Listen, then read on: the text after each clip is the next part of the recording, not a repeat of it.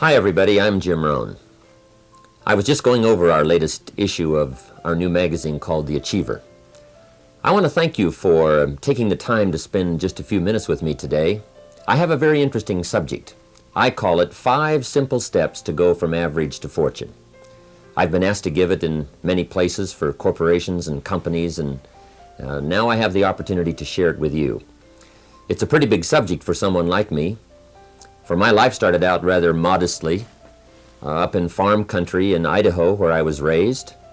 I grew up in this little community of some 4,000 or 5,000 people, and went to high school, graduated, went to college for a year and a half, and then I quit, decided I was smart enough, and got me a job to see if I couldn't make all of my ambitions come true.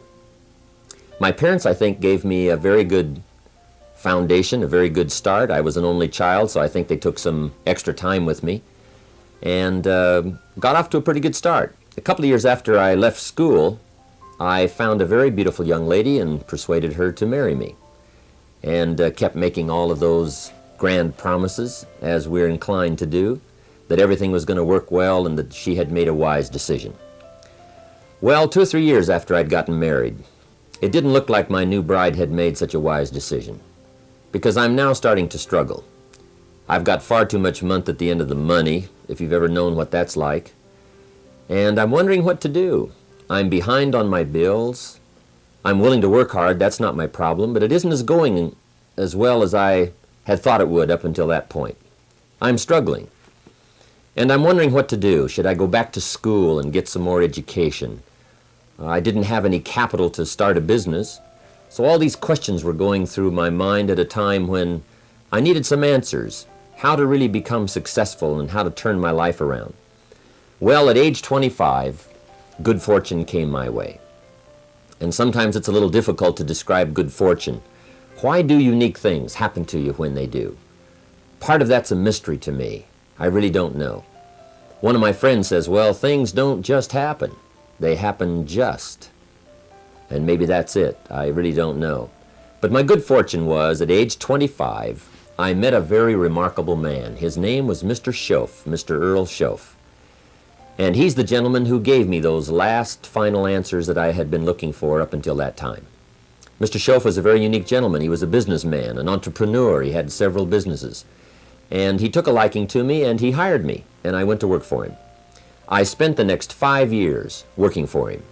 And then, unfortunately, at the end of that 5 years, he died. But I did get to spend 5 years with this remarkable man, and he's the gentleman who gave me the answers. He gave me the points and the ideas that helped to really turn my life around. And I will always be grateful for finding someone who took the time to share their information with me. The best thing Mr. Schoaf gave me was not a job. The best thing he gave me was the benefit of his philosophy. And fortunately for me, his philosophy worked for me. I practiced it, I utilized it, and I put it to work. And about 17 years ago, I was living in Beverly Hills. And I was going through all the notes that I'd gathered up during that 5-year period. And the idea came to me, why not share these ideas with other people? I've used them to change my life. Things have worked out well for me. I wonder if others might find them interesting. So I put all of the material together, and 5 years ago gave my first lecture, my first seminar. And ever since then, I've spent more and more of my time lecturing and sharing ideas on how to do better, how to make your life personally, socially, and economically work out better. And especially for the last 6 or 7 years, I've had the opportunity to travel around the world. The seminar's been translated in many languages, and I find myself now spending the biggest share of my time lecturing, sharing ideas, and trying to come up with answers that can make a difference in your life. Let me give you this simple little talk, how to go from average to fortune. There's 5 simple steps. You might like to make a note of them. Here's the first one. Get serious. That's number 1. I don't know any substitute for that. You've really got to get serious. You don't have to be grim, but you must be serious. I know a guy that's got a half a dozen jokes keeping him from becoming wealthy. He's not known as rich. He's known as a joker, which I guess is okay if that's the kind of life you want to live. But it really isn't the best way to live. To go from average to fortune, you must get serious. And you must get serious about two very important things. Number one is setting your goals and where you want to go. Designing the next 5, the next 10 years is so vitally important. What do you want to do economically? Where do you want to go? What do you want to be? What would you like to have? What would you like to share? How much would you like to earn? How far would you like to go? Those are some major questions to ask. And for that all to work out like you want it to for the next 5 or 10 years, in my personal opinion, you've got to get serious. Then you have to get serious about another important subject. And that important subject is called personal development. Personal development is striving hard to become the kind of person that you want to be. And to become the kind of person you want to be, you've got to work at it. 10 years from now, you will surely become someone. The big question is, who? What are you becoming? And if you go to work on it now, sure enough, in a very short period of time, you can take on a new direction to become the kind of person you want to be. There's a very important question to ask, and the question is, 10 years from now, you will surely arrive. And the question is, where? So to answer the question of where you want to arrive and the kind of person you want to be, you've got to get serious. So that's point number one. To make your life worthwhile and unique, to go from average to fortune, you've got to get serious. Now, the second point is, get smart. To make your life work out worthwhile, you've got to have some ideas. You've got to have the information. So you've got to be smart.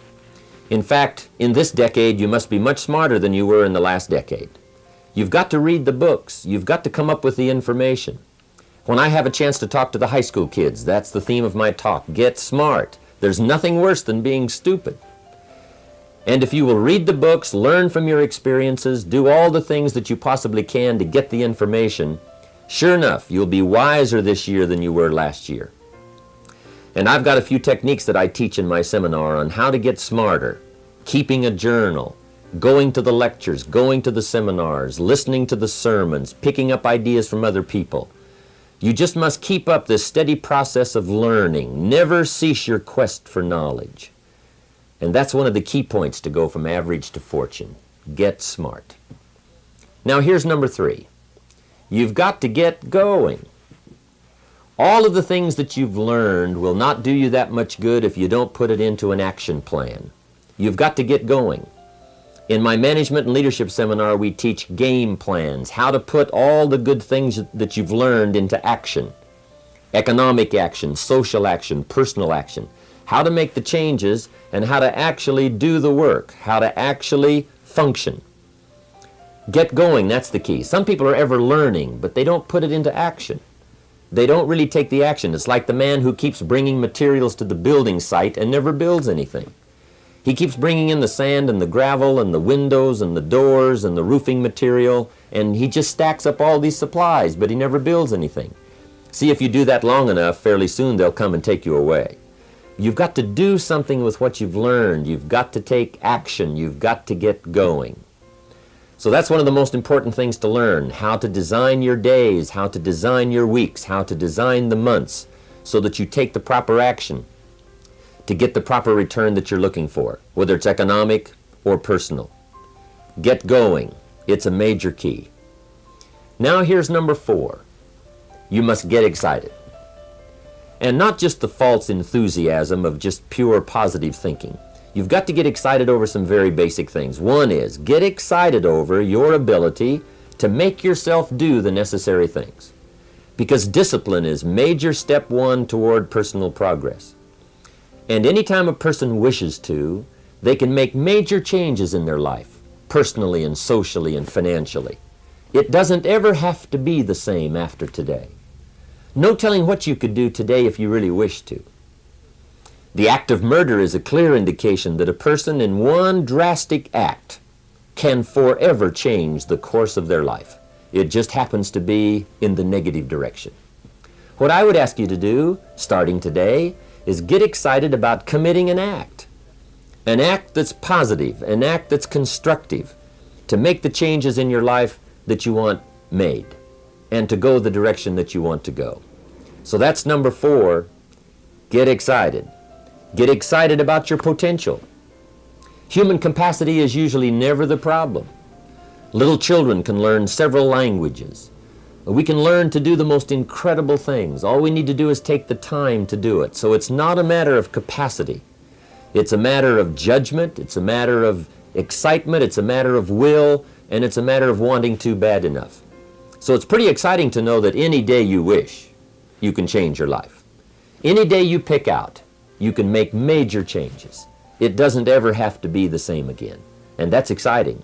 Knowing that intellectually and personally, you can actually do the things that will make major changes in your life. That's number 4. Here's number 5. Number 5 is get away.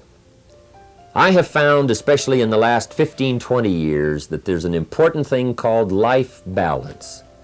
You've got to learn to get away. You must learn to get away and be alone. Learn to get away and reflect. Learn to get away and learn how to live as well as how to earn. How sad it would be to learn how to earn well but not learn how to live well. You must balance your life. We teach something, especially in my staff, I teach something called lifestyle.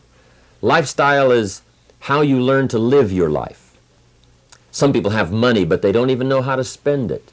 They have time, but they don't know how to spend it. Some people are successful, but they don't know how to spend their success. They don't know what to do with it. They don't get joy from it. Rather, they get animosity. A father takes $5, crushes it, and throws it at his son and says, "If you need it that bad, take it." Now, it's the same $5, but instead of dispensing it with joy, he dispenses it with animosity. That's the difference in not knowing how to live. It's called lifestyle. Then you've got to take time to cultivate good friends. You've got to take time to be with your family. You've got to take time to be with the people who are important to you, designing your life in those respects. Get away. Take the time. Reflect on your life. Recharge your batteries.